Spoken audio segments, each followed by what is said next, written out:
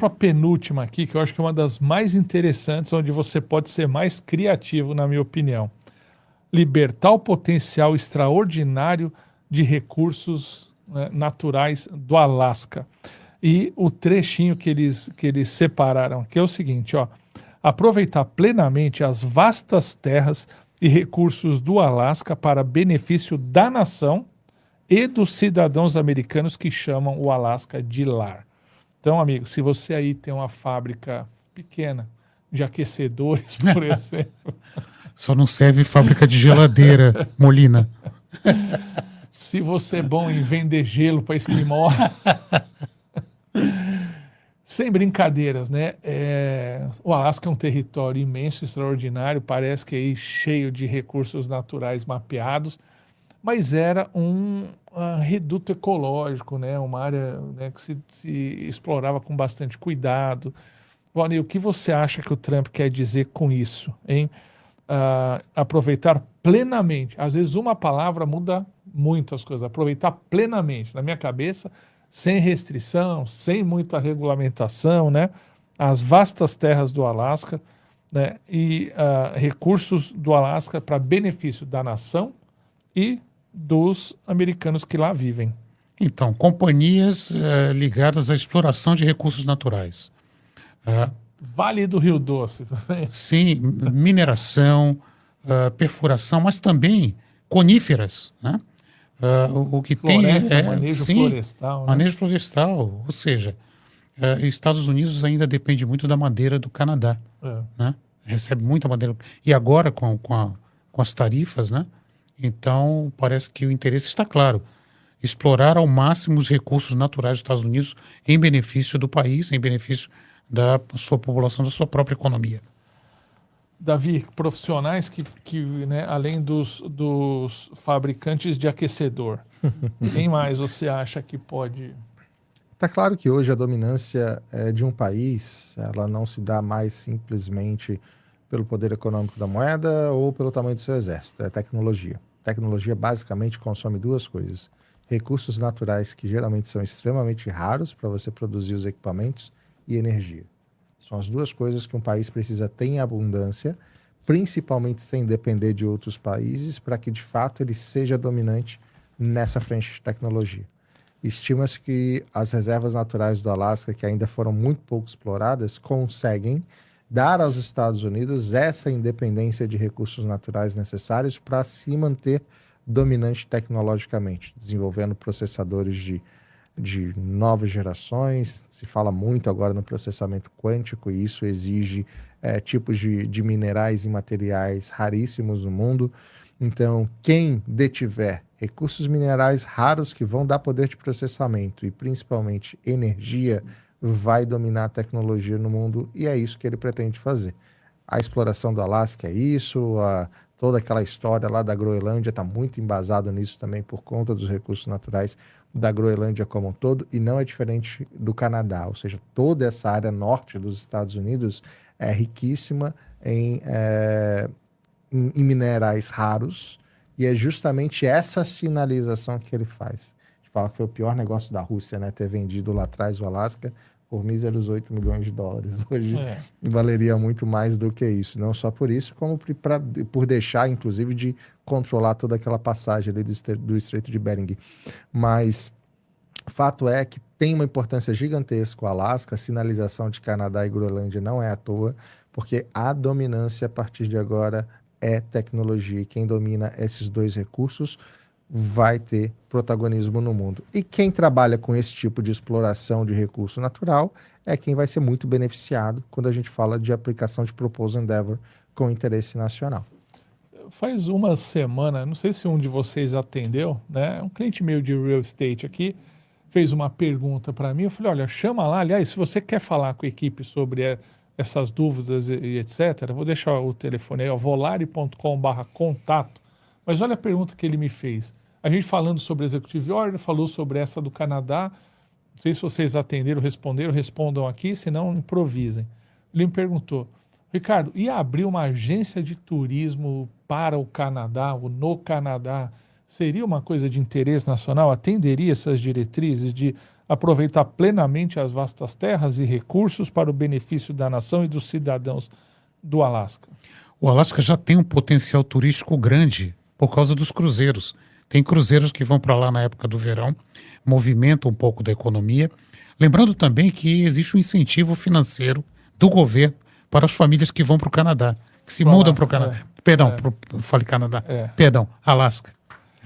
Mas então, o que você acha, Davi? Abriu uma agência de turismo que tem como propósito aumentar o turismo para o Alasca, por exemplo, seja de estrangeiros, de americanos.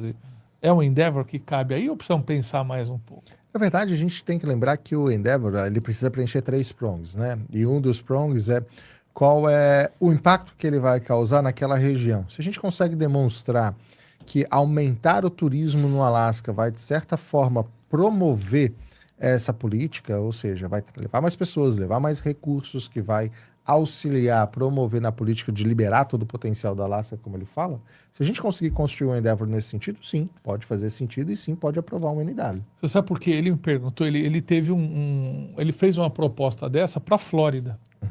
Foi negado o EB2NW dele. Então era mais fazer uma agência de turismo para trazer brasileiro para Orlando. Né? Foi negado, meio que falou assim, ó, desculpa aí, mas já tem bastante, não é interesse nacional. E ele me perguntou, falou assim, Ricardo, se eu refizesse esse plano, focando em Alasca, como acho que deve ser hoje o único estado que tem uma lei nacional dizendo vamos incentivar, né, exploração dos recursos do Alasca. É um e, recurso. Vezes, e a exploração, às vezes, não é retirada da terra, né? É uma exploração turística do negócio. Eu fiquei na dúvida e falei para eles, ó, entra lá em volare.com/contato, né? Fala com os nossos endeavors, né? O pessoal que é especializado em criar esses endeavors, porque, como eu te falei, isso aqui é muito forte, né? Um decreto presidencial. Mas tem que pegar outras justificativas que suportem isso. Mas eu confesso que eu fiquei na dúvida e que eu acho que faz sentido o que ele me falou. Sim, faz todo sentido.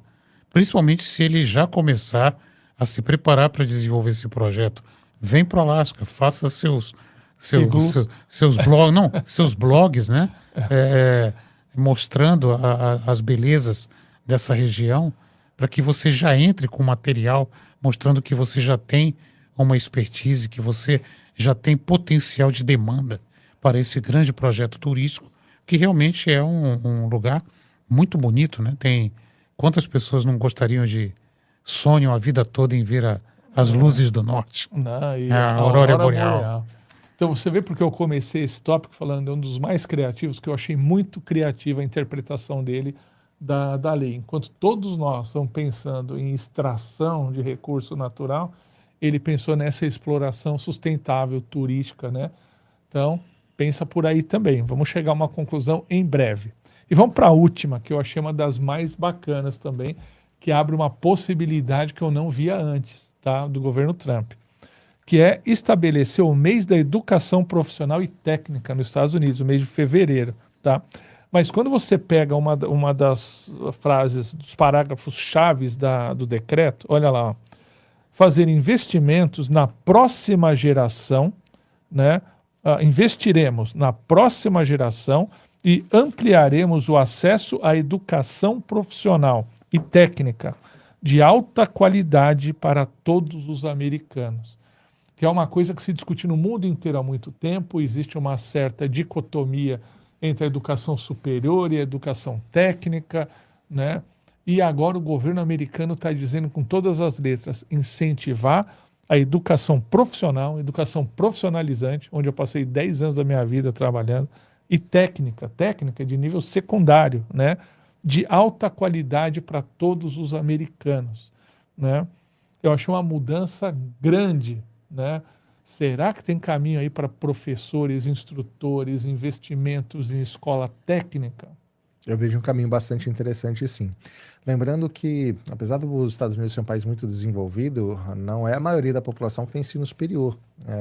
Se eu não me engano, a última estatística que eu vi gira em torno de 36%. É alto, é quase 40%.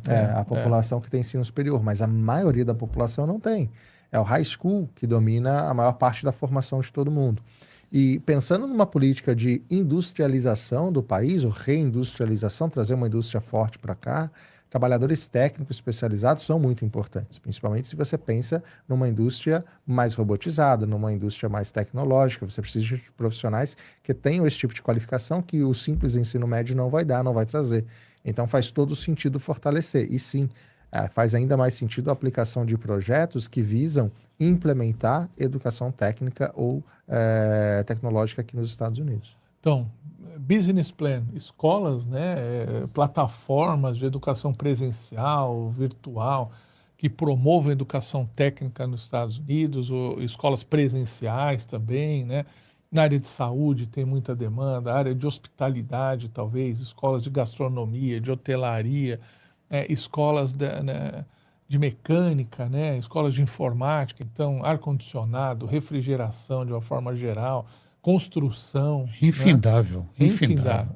Infindável. Nós temos muitos especialistas, professores, que divulgam o seu trabalho através de plataformas como Udemy, plataformas como Coursera, e várias plataformas interessantes que você paga lá um fee, geralmente um custo baixo, mas esses professores eles já entrariam aqui com uma miríade de seguidores, de alunos, mostrando a sua capacidade de ensino, a sua capacidade de instrução.